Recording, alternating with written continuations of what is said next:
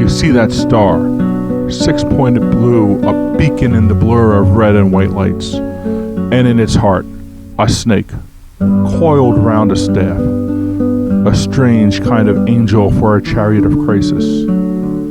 Ever wonder what it means? It's more than a logo.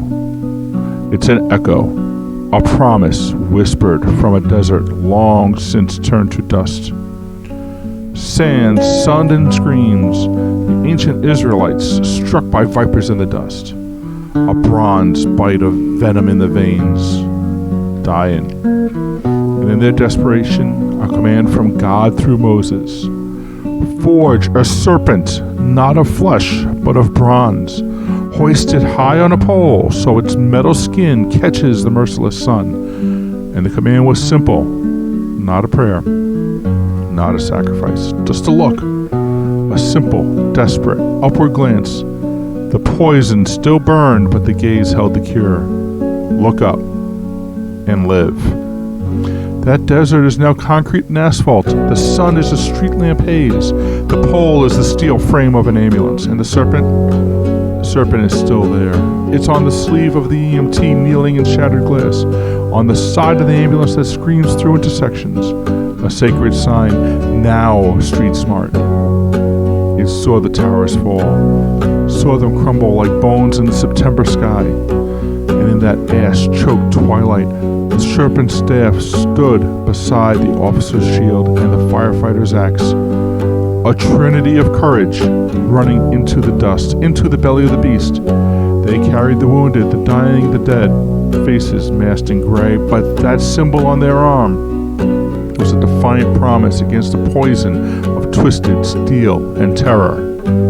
Look up and live. A14, respond priority 1, cardiac arrest, second story, and the snake uncoils into action. It's in the living room where life has gone still. The frantic push, push, push on a silent chest. Compression, breath, compression, breath. The monitor shows a heart that lost its beat, just a chaotic dance of quivering heat until the paddles whine, clear, and a jolt of manufactured lightning tries to make the heart remember its beat. A prayer that the dead might bloom like Aaron's rod, a staff once lifeless wood, suddenly bursting with blossoms as if to say, even here, life is possible. It's the hiss of oxygen into lungs that have forgotten how to breathe, lungs thick with fluid, drowning on dry land. But the medic's hands are steady, the tube is sure, and the breath they give is a whisper of that old desert command. Look up and live.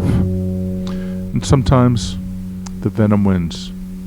The snake on the pole is just a witness to the last breath on a blood-slick highway, a witness to the quiet dignity of a white sheet drawn over a life cut short. In those moments, the symbol isn't a cure, it's a testament that someone tried, that humanity rushed in and fought the darkness, even when the darkness won.